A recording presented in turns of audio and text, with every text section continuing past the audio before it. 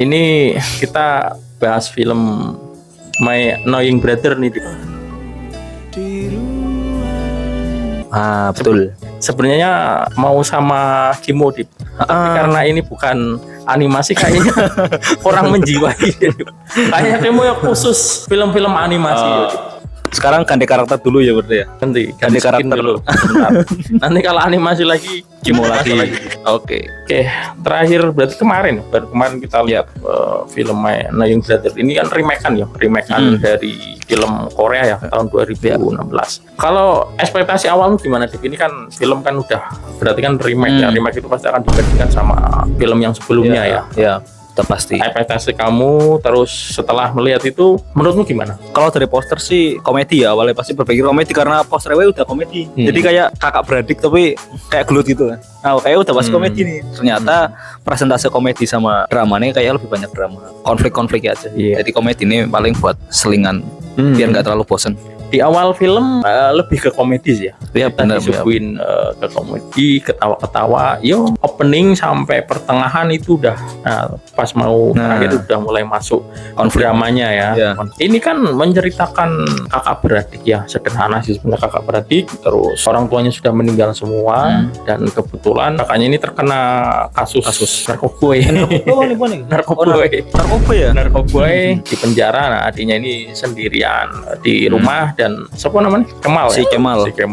Ya, dia kan kecelakaan ya pas tanding judo, buta. Awalnya kan selengean banget ya Vino. Ya. Kalau tokoh favorit di film ini? Ya udah pastilah ya Vino lah ya, Vino sebagai Bang Jai, kakaknya si Kemal. Iya, memang Vino itu sepertinya the best aktor kayaknya.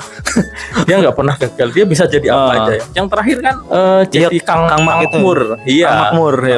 Aku lihat juga Pak Soalnya. Iya, itu kan juga remake kan juga ya. Iya, dari remake dari Pimak ya, Thailand. Dan menurutku yo lebih mengena ini ya Kang Mak ya. Iya. Jadi dua film terakhir Vino sukses ya. Termasuk sukses.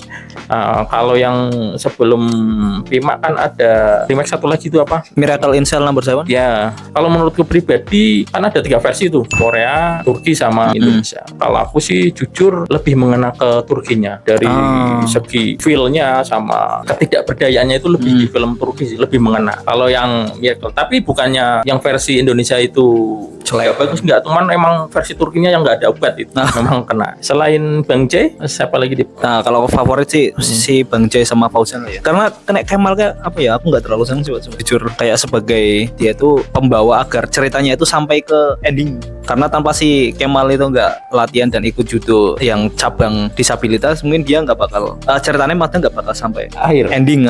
Ya, kalau saya sama sih setuju si Fauzan ini ya. Dari pertama muncul yang mau Indonesia. Solid. Dia kan mau ngumpet di lemari.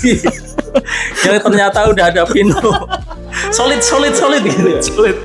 Sampai Bang Jai keluar dari penjara, Beli rokok, ketemu lagi, terus dia berubah jadi beberapa versi ya. Yang paling kocak versi ayam ya. Tapi kalau agak apa namanya tukang karaoke. Emang iya, kayaknya tokoh utamanya ini di luar Bang Jai memang Fauzan ya. Tokoh utamanya lebih kena ke dia ya. Kalau si Kemal ya memang hanya untuk membawakan cerita ya, biar dapat ceritanya. Memang ininya ya ke Fauzan ya. Fauzan. Scene menarik di film ini yang melibatkan Fauzan ini. Fauzan kayak termasuk orang paling sial ya Pak di film itu ya kayak. Fauzan. Oh iya. Awal dia ketemu Vino terus ternyata bisnisnya anak polisi kan. Nah, terus keduanya ketemu sebagai penyanyi yang buta. Ternyata enggak kan. Sampai yang ayam itu kan dia kan dipecat. Gara-gara ayamnya enggak dibalikin. Iya. Aduh, itu kayak Fauzan cair semua sih. Cair ya. Cuman emang endingnya nggak terlalu bagus buat Fauzan, kayak tiba-tiba dia jadi manajer dan ngurus Kemal. Ngurusi Kemal. Dan itu menurutku terlalu instan. Soalnya kayak untuk ukuran sebuah atlet itu tiba-tiba judo dapat emas terus hype gitu. Hype gitu kayak nggak relate sih. Soalnya di Indonesia nggak kayak gitu. Oh iya, itu kemasan film sih. Memang pastikan ada yang harus dikemas sedemikian rupa biar lebih finishingnya lebih indah. Kalau aku ini sih lebih ke keseluruhan sih dari awalnya yang Vino ini dia kan cuek ya, cuek sama adiknya, selengean lah sampai pas keluar dari awal penjara kan dijual semua tuh sama dia. Sekolahin. Terus ini yang paling lucu sama indah itu yang dia jual keris di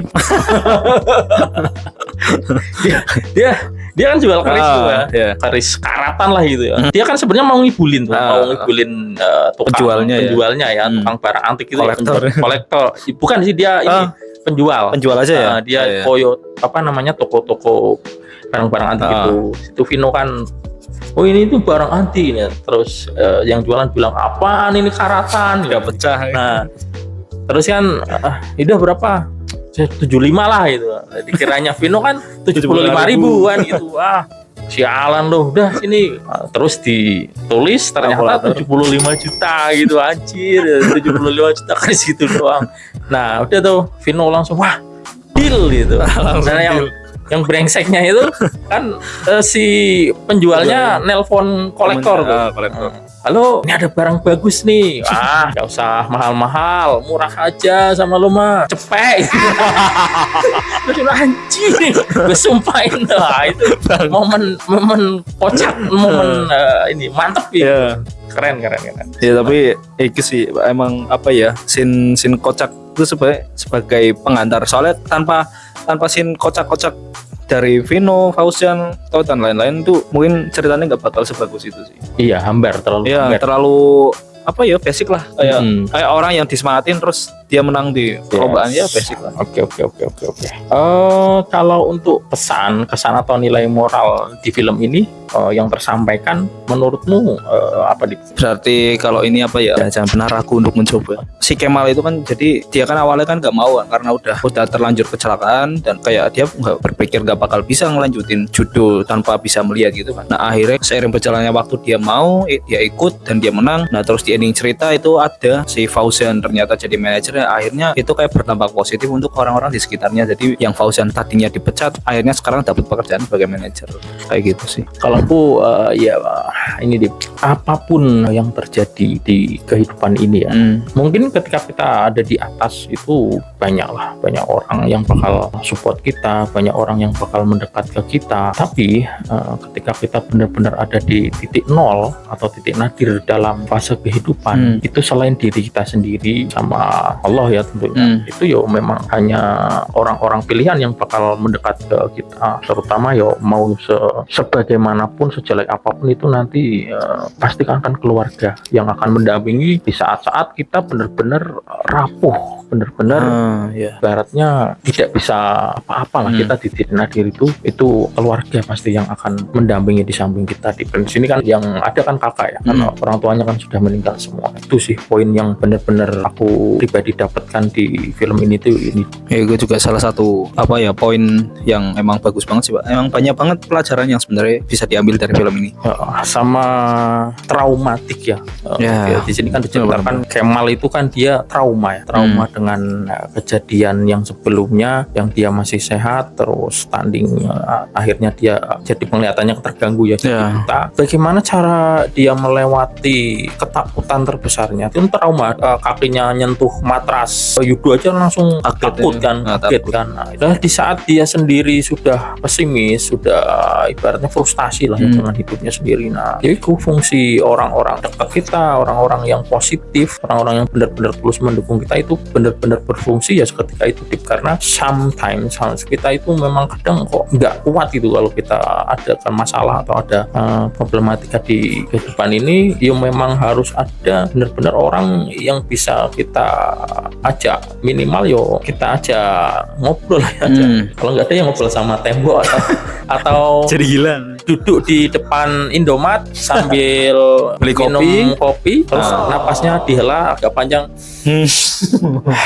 Itu udah lumayan itu. Daripada ke psikiater kan harus bayar. Oke. Tapi jujurnya kemarin jenengan nangis apa? Aku sih hampir. Nah sama sih berarti. Hampir belum. Iya, istriku nangis. Istriku nangis. Istriku nangis.